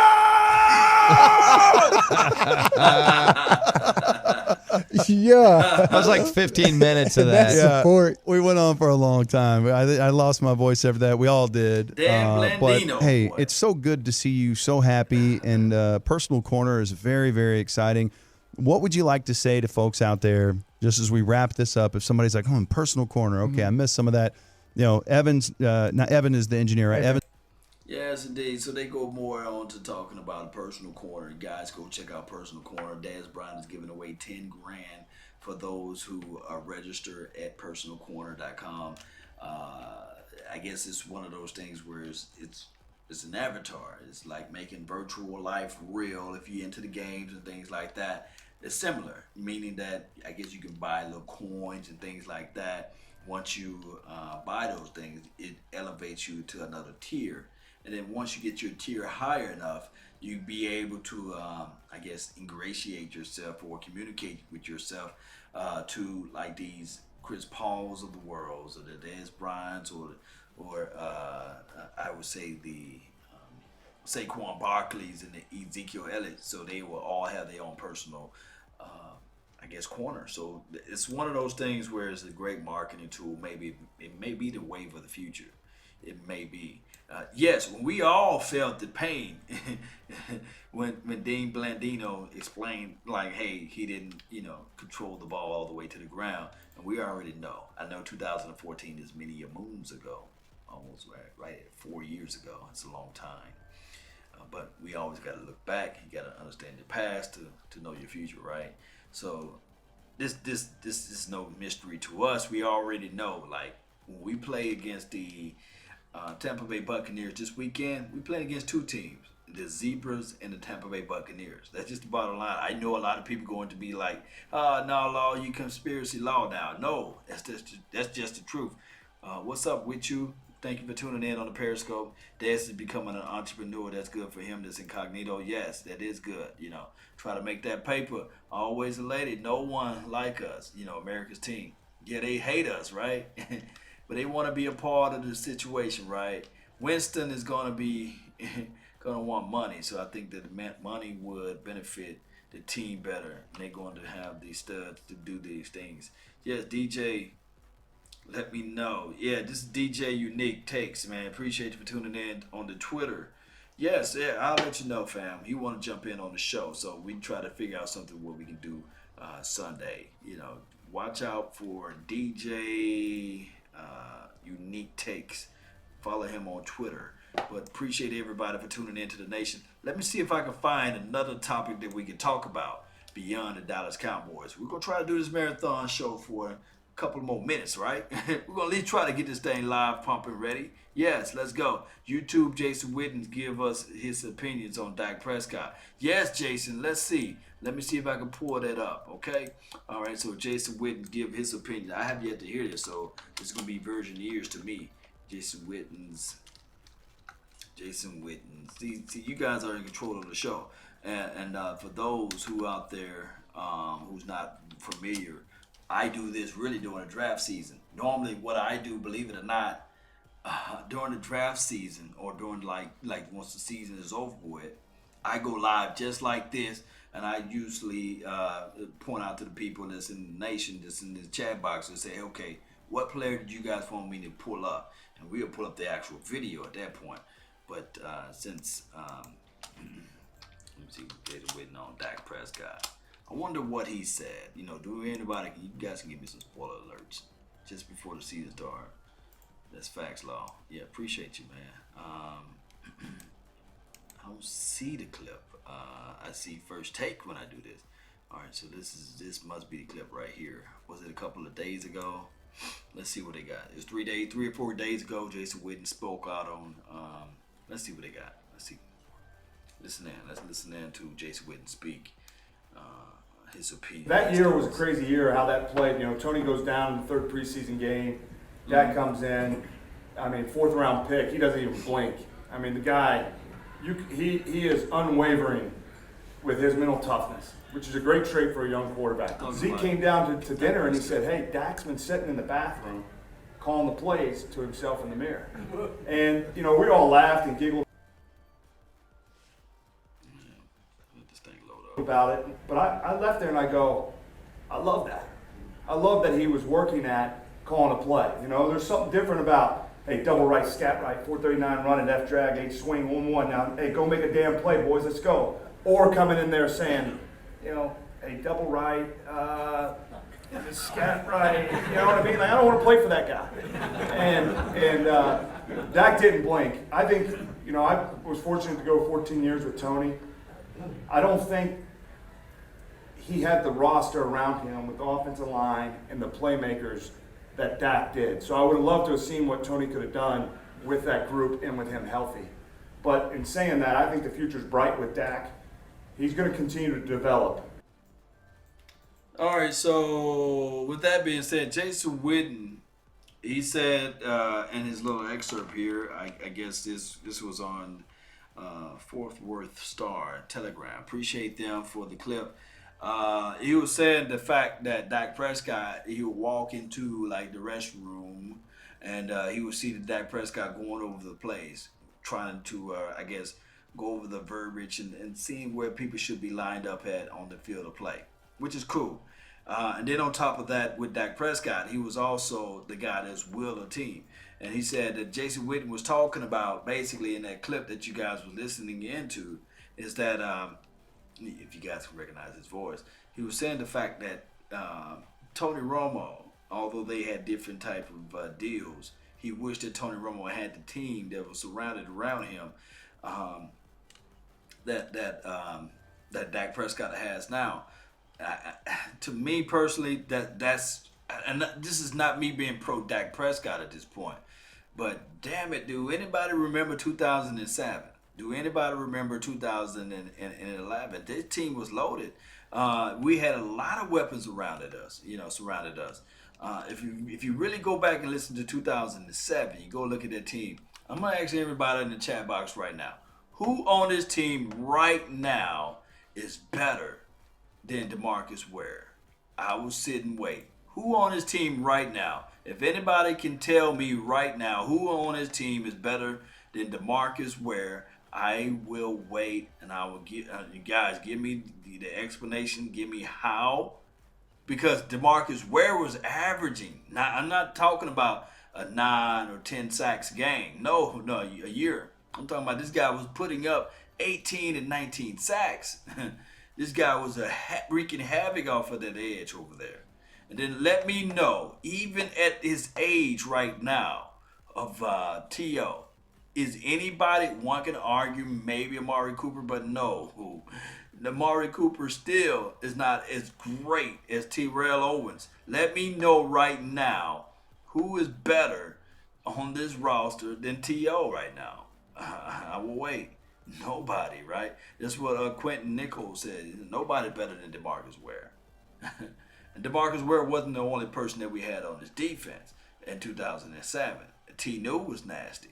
These guys was explosive. These guys, we had a team. 2007 was a team. They had the most Pro Bowlers than anybody that can even fathom, or think of. Patrick Creighton dropped the playoff. See, people go back. Jay Jones, I encourage you to go back and watch that game and let me know when and where on the field that Patrick Creighton dropped that ball. And I was sitting wait. To me personally, what really was a detriment to that particular game were when they was like in the fourth quarter, in the final minutes, that they allowed that time to run out. And then they allowed a false start to occur, and they pushed us back. We was in the moments of winning the game. They were not focused. Marcus Spears, yes, Marcus Spears. They had some guys out there, Jay Jones. Yes, I agree. Jay Ratliff was an undersized nose tackle, but he did decent. I don't think he was in 07. I think he came in 08, but he could have been on 07 roster. I could be wrong. Then they had the two-headed monster as far as the running of the rock. Right now, as much as we love Ezekiel Elliott, he have yet to eclipse. Think about this. He have yet to eclipse Marion Barber's rushing numbers right now. Marion Barber have more rushing yards than Ezekiel Elliott right now, collectively. So we got to look at everything. It's more to this soup that we like to taste. But it's not a comfortable feeling. But 2007, it was a good year for us to win a Super Bowl. Third quarter on our end of the field. This is from Jay Jones. So that's when he dropped the ball. So, we had a whole quarter to go through. Think about this, and I'm not trying to dog Tony Romo out. I'm not trying to dog anybody out that was on the team that spilled milk. We lost, and it hurt. It hurt me that we lost, the fact that we lost.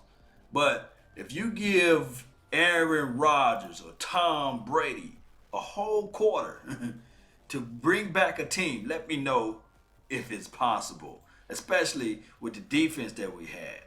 We was top 10 in defense that year. I think it was like really top 12, something like that. We still had a top-ranked defense. Defense was nothing to sneeze at. And then on top of that, I think we was like number 1, number 2, or number 3, something like that in offense. So we had the team.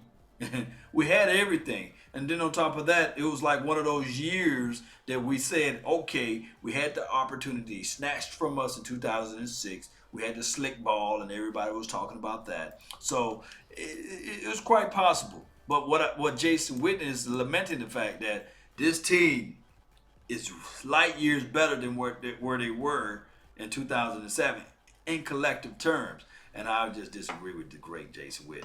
And then on top of that, in 2007, they had a young Jason Witten opposed to Rico Gathers of the world, and the Swains and the Jarwins and the Schultz. Patrick Edmondson says, thank you for tuning in. Dak just need to run the rock more. I agree. Gary says, people, think he's better than Rodgers. That year he was nasty. Romo should have had 2 rings. Yeah, I agree. In his collective career, I think Tony Romo collectively. How many years Tony Romo played? I think out of his years of playing, he should have had at least 2 rings, at least. Zeke missed 6 games, bro. Yeah, Jason Taylor, yes, he did. Dak went 3-3 while he was suspended. So 50-50, yeah, right. So, that's not bad. I always like to thank you, Patrick Edmonds, for helping us grow the nation. Yes, thank you, Patrick. Really appreciate you for helping us out, man. It's always a pleasure, always a plus, man. Thank you so much for making these things happening. All right, so let me see what we got over here. Really appreciate each and every last one of you guys tuning in to this thing. I'm going to try to go as long as possible before we lock, load, and get out of here. But we're going to try to marathon this thing. How about that? You guys good with that? Let me give y'all a house. 1 hour and 45 minutes. Yes, let's get this thing going, man. Let's try to get that 2 hours in. We got 15 more minutes. So anybody else have a talking point that we want to bring up? Anybody know anything out there that we need to touch on and bring up? Did Colin Cowboys have anything crazy to say today? Did Jason Whitlock? Let me see if I can pull up what they had to say. I know they got to talk Cowboys every day, right? They always got the Cowboys in their mouth. Let's see what they got to talk about. Let's see what we can pull up. Let's see. Colin Cowherd.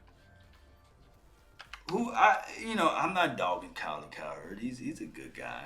He just having different points of views, and like I always say, those convinced against their will is of the same opinion still. So there's nothing wrong with his opinions and views and things like that. Let's see if he had anything to say about the Cowboys this day or the previous day. I think I saw somebody comment stating why LVE didn't make the playoff, or not the playoff, but the Pro Bowl or what have you. It's a simple but yet complex questioning. The thing is with LVE, his status, the way he plays certain positioning is always crazy. All right, Chris Broussard, we got 2 main. When we talk about linebacker play, you talk about the 3-4 defense versus a 4-3. The 3-4 is always going to be on the spotlight and looked upon as that is the golden calf. But if we look at it, or certain factors, LVE played a good season, so far. So he should have been an alternate. I wish they had like a rookie all-star team, but I don't think the Cowboys and the NFL have those type of things out there. But I guarantee you he will make that particular team. Colin Cowherd didn't have anything to say about the Cowboys today. How about that, huh? If he's not mentioning them, that's cool. That's always a good number. Let me see what we have over here in the chat box. Appreciate you guys tuning in to this thing. Really do. Let me see what we got over here. Thank you all on the Law Nation 2.0. As we stretch this thing out, we're going to try to stretch it out as far as possible. Because I got to still give you guys the morning report, right? Let me see. Where is my... There you go. There she go. There we go. There we go. All right, so Paul G, appreciate you, man. Law salute, 4 a.m. Come quickly. I will painfully. That 07 versus the Stinky Giants. Yeah, Jay Jones, it was crazy. Ahmad, what's up? What's the status on Tavon Austin? Yeah, the status on Tavon Austin, he's moving around, getting around. But the problem is with Tavon Austin is that they don't know if he can get hit right there. And that's the thing. You do not want to play Russian roulette with that person growing. I mean, he can get hit and he can bleed out. So that can just be damaging to his career and his life status. So to me personally, he may not even play this weekend. He may not. Then again, they may be throwing a hoodwink on us. They may do to what the coach did to us last week. Remember, the coach was like, it's a game day decision with Ty Hilton or what have you. And all of a sudden we look up there, he's all suited up and booted up and ready to go. Whitlock and Wiley, they said something today? Let me see if I can look that up, David Alexander. Appreciate you, man. You coming through on the clutch. Yes, content. I love content. What we have here, did you see Dak interview today with Lanahan's interview? Nah, I can jump around on that. I didn't think about that. Yeah, we can listen to them too. So Give me a few seconds and we can jump around to their interviews as well. But let me listen to Whitlock. That guy right there, my goodness. Whitlock and Wiley. And I'm going to put on Dak Prescott because they normally be speaking some Dak Prescott. Let me see, Dak. Whitlock, I already know where his stance at. This was 1 week ago. I don't want to go back that far. It's too far in the archive. Let me see. Let's see what we got. Romo couldn't get it in the ring. Appreciate the donation to help grow the nation, man. Who out there making the donation? Really appreciate it. Scaring the hell out of me. Who we got over here? Dave Alexander, Whitlock, and Wiley have an interview and have anything to say. Okay, so yeah, I'm gonna look them up now. We're gonna see what they had to say about this whole situation. Pull them up now. Hopefully they had something to say, because Colin Cowherd didn't have nothing to say today, so we're gonna see what they have to say. All right, so I don't see it. I don't see it on the if anybody got that direct link, put that in the comment box. That way I can take a look at it from there. Yes, indeed. Let me see what we have. Here we go. Incognito. Appreciate it, man. Let me see what we got. Put it on the Law Nation 2.0 page. So appreciate it. Let me see what he got. Thank you for coming through in the clutches, man. Incognito. Yes. Here we go. Here we go. It's spinning. I got the world's fastest internet. It says Incognito. Video unavailable. Oh, I know why. It went through on. Let me go over here. I gotta pull it up on my Google. Let's see what we got on Google. Oh, here we go. Let me listen to this right here. There we go.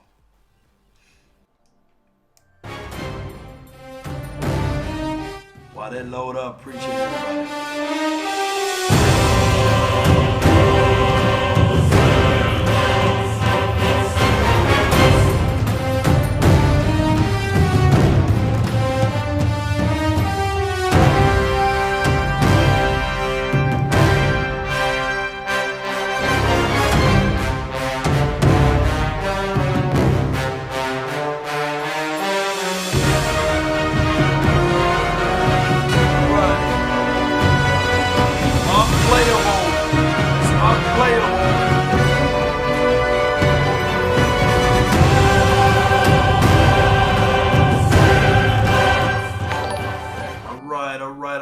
That link, Incognito, was unplayable. It says video not found.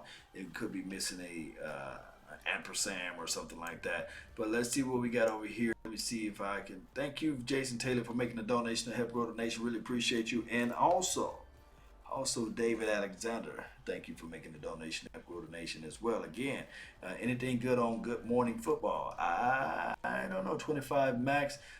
Collins ankles shattered. Ooh, that ain't good. That's not good at all. Let's see what we have over here. Let's go. Appreciate you guys. We're trying to squeeze out these final minutes of the hour. Let's go right here.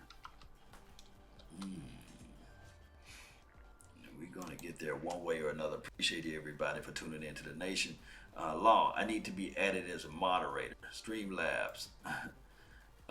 Let's see, post links you can do by clicking right away. Streamlabs. All right, Streamlabs, I see you over here.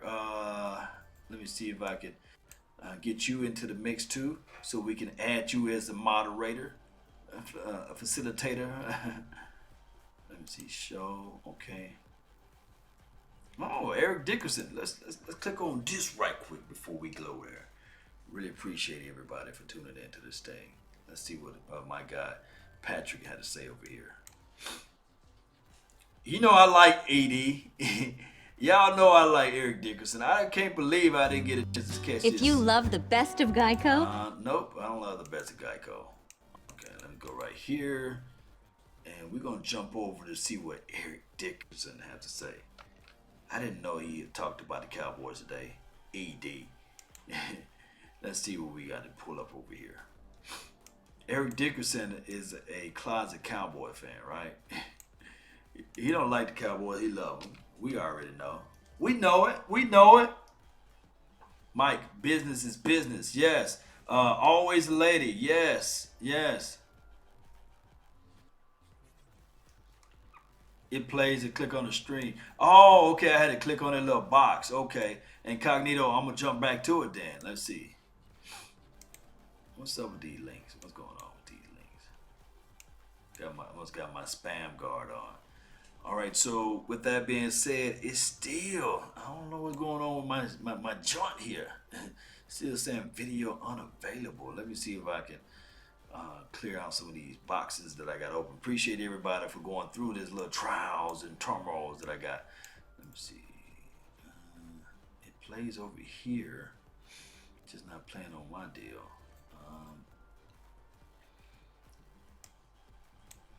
Video unavailable. Let's see what we got this right here. Oh, here we go. Let me give y'all some soft, subtle music while we doing this thing. Let me see if I can give you guys something while I try to figure out what they are talking about today. 18 will be perfect. Law spot on with the check status, pro football focus. Yes. I try to be spot on with a lot of things. You know, I know some things. You guys know most of the things, right? I just know some things. You guys know most of the things. You know how they go. You guys know how they go. I just know something.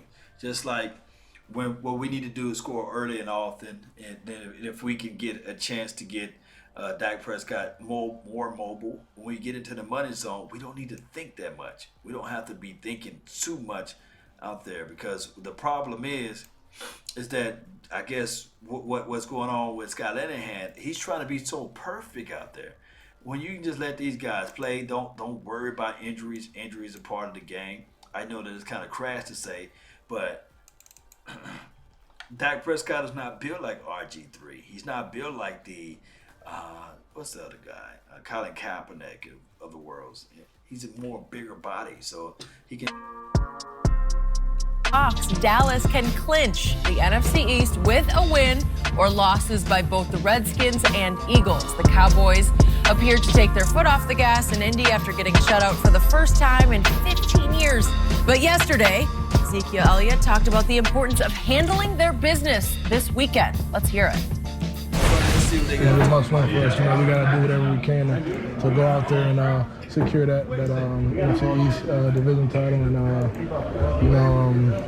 mean, we just gotta know that nothing's gonna be given to us. We gotta go out there and take everything. So we just gotta have that mindset going into this Sunday, so we can come out there winning.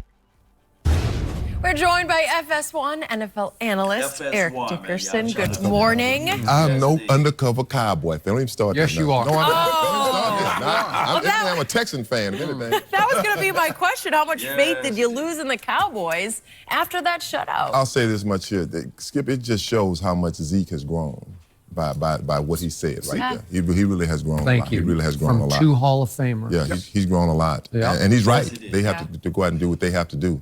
I did pick the Colts last week. Didn't I, Skip? I did.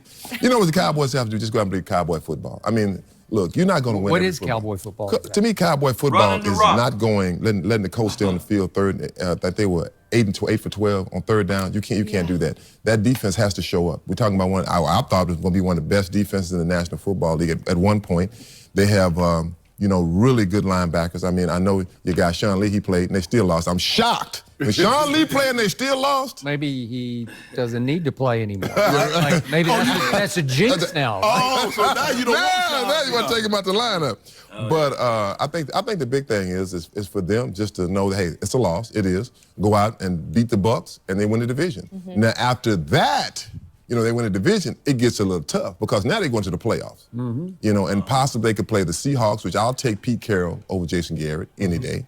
And then they go, if they win that one by Santa Claus falling out the sky. Yeah. You know, they have to go to New Orleans. And we know New Orleans is not going to let that happen again. I wish they could get to go to L.A. I would please let them come to me. Yeah, please. Please. And you're going to go to the game, too. Yeah. We're going to drag you to the game.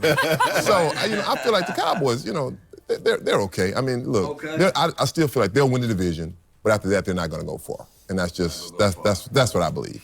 Jenny, answer me that question again. How much faith did you lose in the Cowboys after they were shut out? I ain't lose any faith because I ain't had no faith. I ain't have no faith in them to begin with, Skip Bayless. When I look at the Cowboys, I got the Bears, the Seahawks, the Rams, the Saints, all better than the Cowboys. So by my standard, they're the 5th best team right now in the NFC.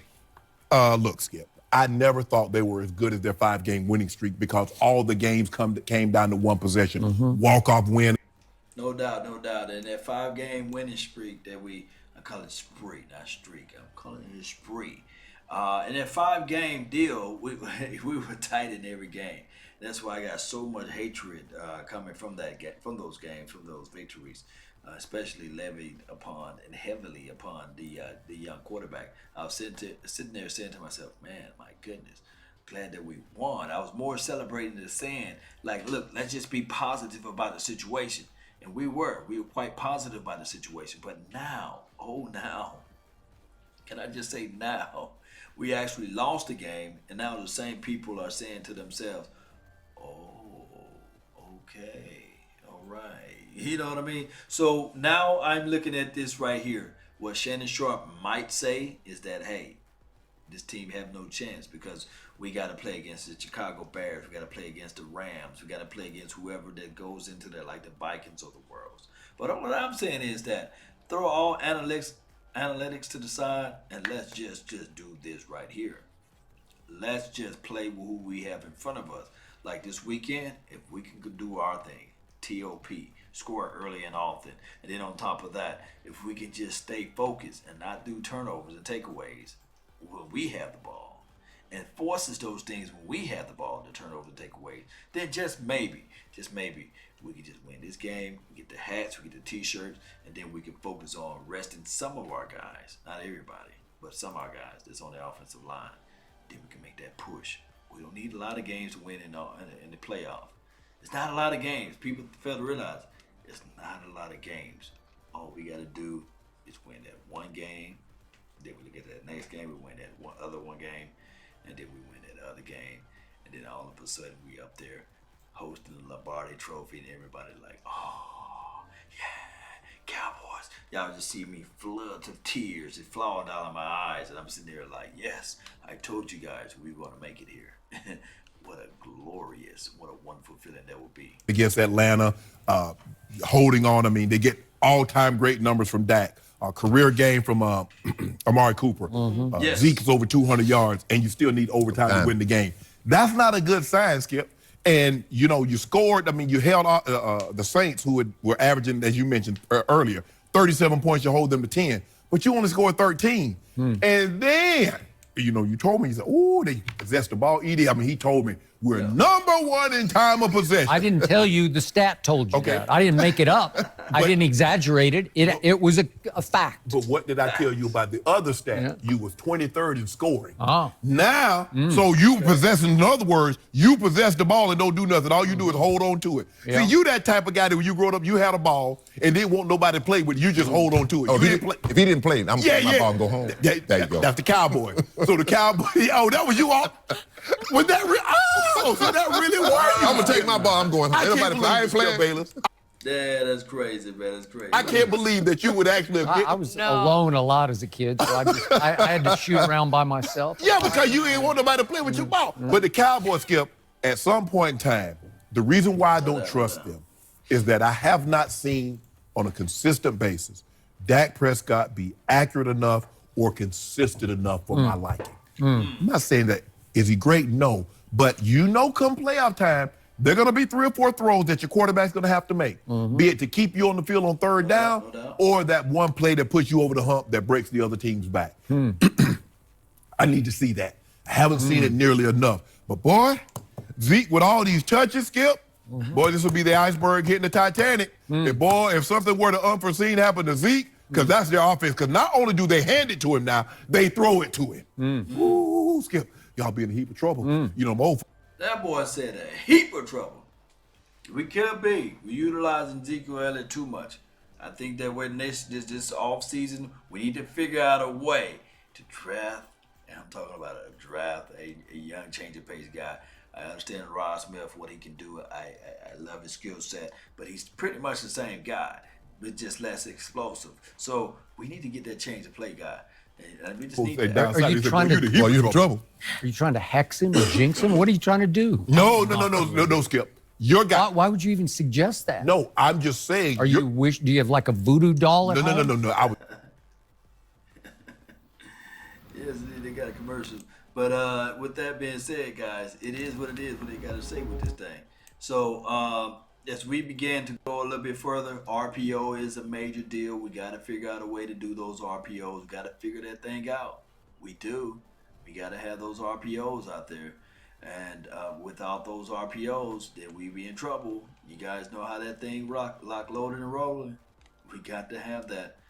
Yes, indeed. So let's see what we got here. Yes, indeed. Never do that. Sticking pins in it? No. But you telling me that Dak's the guy. So no matter what happens to Zeke, he should be able to bring you home. We're good because Zeke's mom has a picture of me and Zeke. Yeah, you can't deny. She might take it down now if you shut out. I'm like the guardian angel, right? That's the voodoo doll. Yeah, exactly. So, when the chips are down, I love my quarterback, and I love my running back, and I now love my new receiver.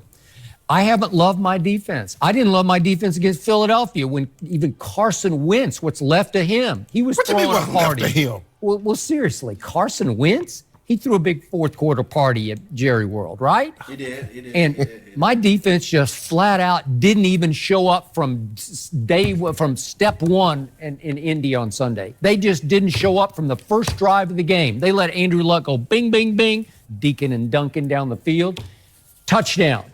And the problem was they gave up 178 yards rushing. And you keep saying, oh, look at all the things that your offense did against Philadelphia, and it took overtime. You keep saying, well, why was that? Because my defense couldn't stop Carson Wentz, W-I-N-C-E, who Wentz. Your quarterback had 3 turnovers, that's why. Oh, well, that was early in the game. And then in the fourth quarter and overtime, he threw for 243 yards and 3 touchdowns. Just in the fourth quarter and overtime. And you say he can't throw, he's not accurate, he doesn't do this, he doesn't. And that was a tour de force. He threw for 455 yards. And it took overtime because my defense didn't show up when it was time to slam the door on the Eagles. Okay, let me ask you this. If your quarterback turns the ball over 3 times in the first half in the playoffs, what will happen?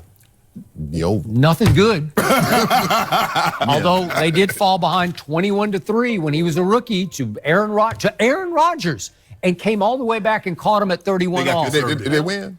Did they win? It wasn't his fault. Did they win? It was. Did they win? Did they win? There you go. That's all I want to know. You know what? But it took a 56-yard Did they win? 51-yard field goal. That should be illegal. You shouldn't be able to make a field goal from there. You gonna kick that long? You can't kick it. So I'm going to explain to you two Hall of Famers exactly what just happened. My team went on this revenge tour, and it was all-time sweet because they got even with Philly not once but twice, and they got even with that absurd penalty that got called at Washington. They got even with the Redskins on Thanksgiving, and then they got even with Matt Ryan in his house for what they did to the Cowboys at Atlanta last year, and they got even with you and all those critics, those bashers of Dak Prescott. And the Dallas Cowboys, you know, when you least expect it, they're going to collapse against Drew Brees because everybody thought they were going to get humiliated and embarrassed at home on Thursday night by Drew Brees and the highest flying offense we've seen in a long time in the NFL, one that punished your Rams in New Orleans just a couple of weeks before that, right? Yep. And it was 13-10 Dallas. And 13. that's the revenge tour. But it was over, and all of a sudden they wake up and they got a 2-game lead in the NFC East when everybody had written them off for dead.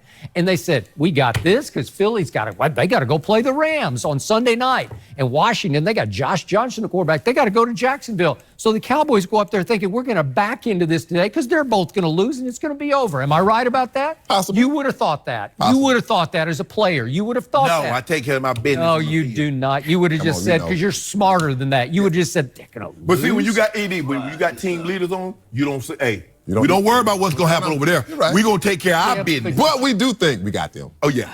You do. Oh, you don't let this got You know, We got you can them. pay all the We got lip them. service you want to. So they go up there, and the offense was really good in the first half, but it just couldn't close. But it drove the ball 10 plays and 14 plays and 15 plays and came away with 0.